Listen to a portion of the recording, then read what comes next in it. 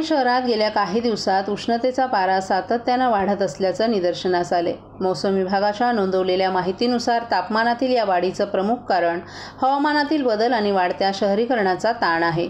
तज्ज्ञांच्या मते अव्याहतपणे वाढणारे काँक्रीटचं जंगल आणि झाडांच्या तुलनेने कमी होत चाललेली संख्या यामुळे हवेतील आर्द्रतेचं प्रमाण कमी होतंय, ज्यामुळे उष्णता वाढत आहे। शहराच्या वाढत्या तापमानानं नागरिकांच्या दैनंदिन जीवनावर मोठा परिणाम झालाय। विशेषतः दिवसाच्या उष्णतम काळात बाहेर पडणाऱ्या लोकांना आरोग्याच्या समस्या जाणवू लागल्यात। त्यामुळे स्थानिक प्रशासन आणि आरोग्य विभागानं नागरिकांना काही सावधानता बाळगण्याचं आवाहन केले। यामध्ये पर्याप्त पाणी पिणं, उष्णतेपासून वाचण्यासाठी आवश्यक उपाययोजना करणं आणि दुपारच्या वेळेत बाहेर पडणं टाळणं यांसारख्या सूचनांचा समावेश आहे।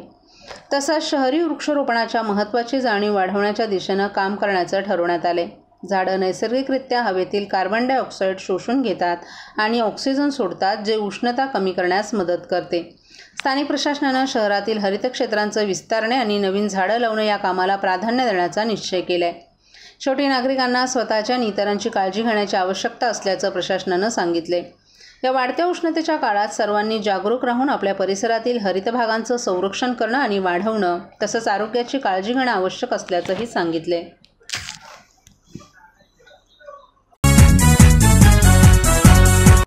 1 जानेवारी ते 15 जानेवारी 2024 या कालावधीमध्ये मालमत्ता करावरील 75% व्याज माफ।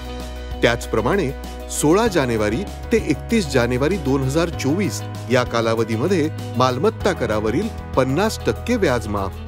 तरी सदर व्याज माफीच्या अभय योजनेचा ठाणेकर करदात्यांनी लाभ घ्यावा। महानगरपालिकेच्या कोणत्याही संकलन केंद्रावर कर भरण्याची सोय आहे। एटीएम, डेबिट, क्रेडिट कार्डद्वारे कर भरण्याची सुविधा उपलब्ध करून देण्यात आली आहे। सोमवार ते शनिवार या दरम्यान सकाळी 10:30 ते सायंकाळी 5 वाजेपर्यंत संकलन केंद्राची वेळ असून करदात्यांच्या सोयीसाठी रविवारी संकलन केंद्र सकाळी 10:30 ते दुपारी 1:30 वाजेपर्यंत सुरू ठेवण्यात येत आहेत। यासोबतच ठाणे महानगरपालिकेच्या propertytax.thanecity.gov.in या संकेतस्थळावर ऑनलाईन पद्धतीने मालमत्ता कर भरण्याची सुविधा उपलब्ध करून देण्यात आली आहे। तसेच गुगल पे, फोन पे, पेटीएम आणि भीम ॲपद्वारे आपला कर सुलभतेने जमा करू शकता। ठाणे महापालिका क्षेत्रातील सर्व करदात्यांना विनंती आहे की आपण या व्याज माफी अभय योजनेचा जरूर लाभ घ्या आणि आपला मालमत्ता कर लवकरात लवकर महापालिकेमध्ये जमा करून महापालिकेस सहकार्य करा। धन्यवाद।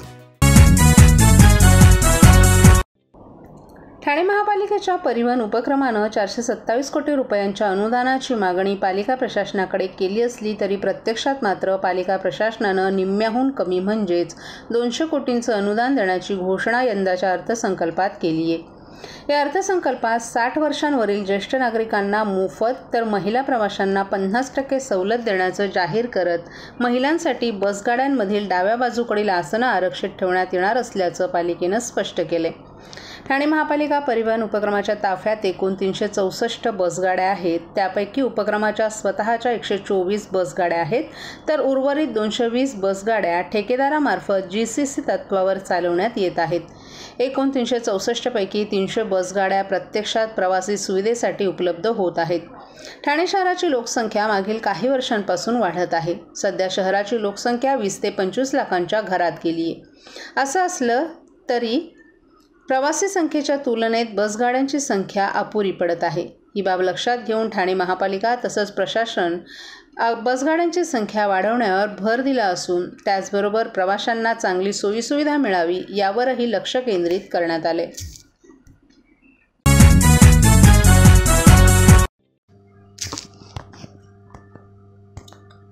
सर्वसमावेशक आणि लोकहितवादी अर्थसंकल्प सादर केल्याबद्दल शिवसेनेने मानले ठाणे महापालिका आयुक्त अभिजित बांगर यांचे आभार। मुख्यमंत्री एकनाथ शिंदे यांच्या आदेशान्वये ठाणे महापालिकेचे आयुक्त अभिजित बांगर यांनी शहरातील सर्व घटकांचा विचार करून ठाणेकरांच्या हिताच्या दृष्टीनं सर्वसमावेशक असा सन 2024-25 अर्थसंकल्प सादर केला। त्याबद्दल शिवसेना ठाणे जिल्हा प्रमुख तथा माजी महापौर नरेश मस्के, शिवसेना ठाणे जिल्हा महिला संघटक मीनाक्षी शिंदे, शिवसेना ठाणे शहर विधानसभा संघटक अशोक वैती, कोपरी पाचपाकाडी शहर प्रमुख राम रेपाळे, माजी नगरसेवक विकास रेपाळे आदींनी आयुक्तांची भेट घेऊन त्यांचं अभिनंदन केलं आणि अर्थसंकल्पाची अंमलबजावणी तात्काळ करावी अशी मागणी केली.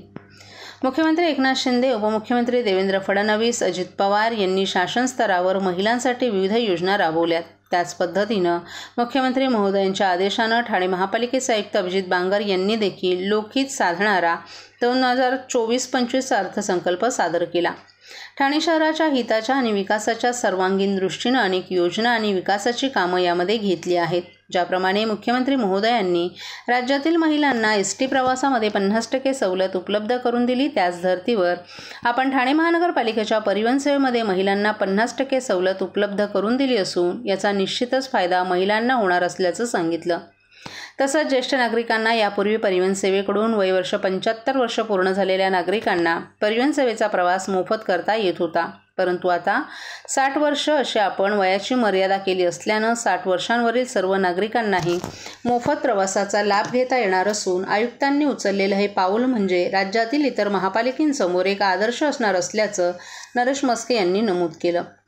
तसंच महापालिकेच्या माध्यमातून महिला सुरक्षितता योजनेअंतर्गत ठाणे पोलीस सेवेतील महिलांना 25 ॲक्टिवा देण्याचा निर्णय घेतला आहे. त्याचा उपयोग महिला पोलिसांना त्यांच्या कामामध्ये होणार असल्याचा असा उपक्रम राबवणारी ठाणे महापालिका पहिली महानगरपालिका आहे.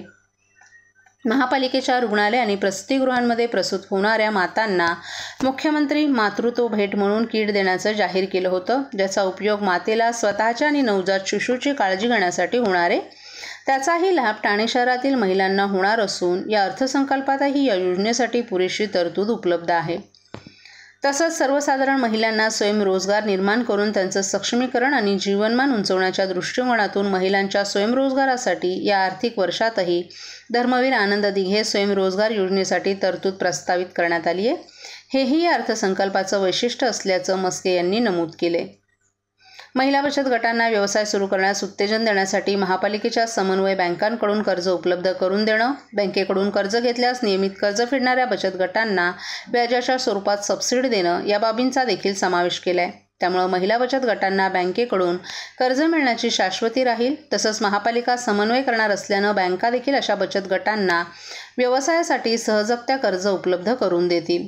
या उपक्रमासाठी 2024-25च्या अर्थसंकल्पात महिला बचत गटांना शून्य व्याज दरानं कर्ज योजना या लेखाशीर्षाअंतर्गत 1 कोटींची तरतूद प्रस्तावित केल्याबद्दलही मस्के यांनी आयुक्तांचे आभार व्यक्त केलेत. महिलांसाठी विशेष शौचालय, युवकांसाठी कौशल्य विकास कार्यक्रम, दिव्यांग कल्याणकारी योजना, मूकबधीर बालक मुक्त ठाणे अभियान, तृतीयपंथीयांसाठी योजना, छत्रपती शिवाजी महाराज रुग्णालय आणि राजीव गांधी वैद्यकीय महाविद्यालयाचं अद्ययावतीकरण आदींचा देखील यामध्ये समावेश आहे. महिलांचं जे काही धोरण आहे त्या संदर्भात सुद्धा अनेक निर्णय महाराष्ट्र शासनाने घेतले. त्यातलाच हा एक जो निर्णय घेतलेला आहे की परिवहनच्या तिकिटामध्ये ज्या काही महिला प्रवास करतात त्यांना अर्ध तिकीट आपण तो निर्णय घेतलेला आहे, त्याची अंमलबजावणी करण्याच्या दृष्टीने लवकरात लवकर अंमलबजावणी करावी याकरता माननीय मीनाक्षी शिंदे मॅडम त्याकरता भेटलेले आहेत. त्यांनी आयुक्तांचं अभिनंदन पण केलेलं आहे. त्याचबरोबर ठाणे शहरामध्ये बऱ्याच दिवसापासून मागणी होती की अंत्यविधीकरता जी लागणारी लाकडं आहेत ती मोफत द्यावी. तो सुद्धा निर्णय माननीय मुख्यमंत्री यांच्या निर्देशानुसार आयुक्तांनी घेतलेला आहे. त्यासाठी अर्थसंकल्पामध्ये तरतूद केलेली आहे. त्याचबरोबर जो धर्मवीर आनंद दिघे स्वयंरोजगार योजना जी माननीय मुख्यमंत्री यांच्या निर्देशानुसार महिलांना स्वयंरोजगार निर्माण करण्याच्या दृष्टीने आपण यावर्षी राबवली. यावर्षीच्या सुद्धा येणाऱ्या अर्थसंकल्पामध्ये त्यासाठी तरतूद केलेली आहे. त्याचबरोबर आरोग्य सेवा असेल, स्वच्छता असेल, या बाबतीत सुद्धा खूप चांगले निर्णय या अर्थसंकल्पामध्ये भरीव तरतूद केलेली आहे. त्याचबरोबर एक पोलिसांकरता तात्काळ महिला पोलिसांना पोचता यावं याकरता ठाणे महानगरपालिकेच्या मार्फत पोलीस कमिशनर कार्यालयाला ज्या ॲक्टिव्ह आहे, जे महिला पोलीस त्या वापरू शकतात त्यासुद्धा देण्याचा निर्णय घेतलेला आहे. त्यासाठी तरतूद केलेली आहे. असे अनेक विकासाच्या दृष्टीने आणि ठाणे शहर बदलत आहे या दृष्टीने, स्वच्छतेच्या दृष्टीने निर्णय घेतलेले आहेत, सार्वजनिक शौचालयाच्या दृष्टीने निर्णय घेतलेले आहेत. आणि त्याची अंमलबजावणी लगेच सुरू करण्याच्या दृष्टीने आम्ही माननीय कमिशनर डॉक्टर अभिजित बांगर यांना भेटलेलो आहे. येत्या 2 ते 3 दिवसामध्ये घेतलेल्या निर्णयाची अंमलबजावणी त्या ठिकाणी सुरू होणार आहे. कारण आचारसंहिता लागणार आहे, त्याच्या आधी अंमलबजावणी करणं गरजेचं आहे. आणि जे ठाणं बदलतंय माननीय मुख्यमंत्री एकनाथ शिंदे साहेबांच्या निर्देशानुसार, त्यामुळे ठाण्याच्या काही समस्या असतील, प्रभागातील काही समस्या असतील, नगरसेवकांच्या वॉर्डातील समस्या असतील, या संदर्भात आज आम्ही आयुक्तांची भेट घेतलेली आहे.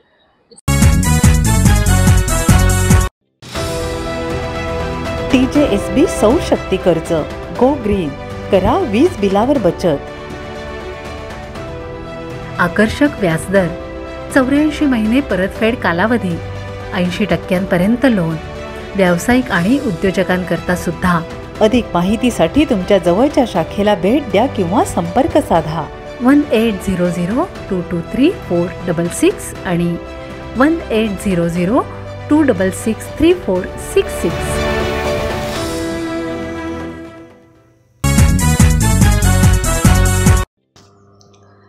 ठाणे शहरातील नाल्यांवर पार्किंग आणि फेरीवाल्यांचं पुनर्वसन करण्याचा निर्णय ठाणे महापालिकेनं घेतलाय. त्यामुळे रस्त्यावरील पार्किंग आणि फेरीवाल्यांच्या अडथळ्यातून ठाणेकरांची काही प्रमाणात सुटका होण्याची शक्यता आहे.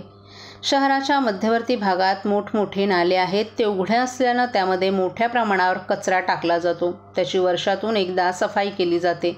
परंतु बंदिस्त नाले असतील तर कचरा टाकण्याचं प्रमाण कमी होण्याची शक्यता आहे. त्यामुळे महापालिका प्रशासनानं मुख्य 19 नाले बंदिस्त करून त्यावर पार्किंग किंवा फेरीवाल्यांचं पुनर्वसन करण्याचा निर्णय घेतलाय. ठाणे शहरातील प्रभात सिनेमा येथील नाला बंदिस्त आहे. तेथे सध्या फेरीवाले धंदा करत आहेत. तर केविला येथील नाला बंदिस्त करून तेथून कळवा येथे जाणारा रस्ता तयार केला जात आहे. कळवा येथे रेल्वे भागातील रस्ता बंदिस्त करून तेथून खारेगाव येथील नागरिकांना कळवा रेल्वे स्टेशनकडे जाणारा रस्ता तयार करण्यात आलाय.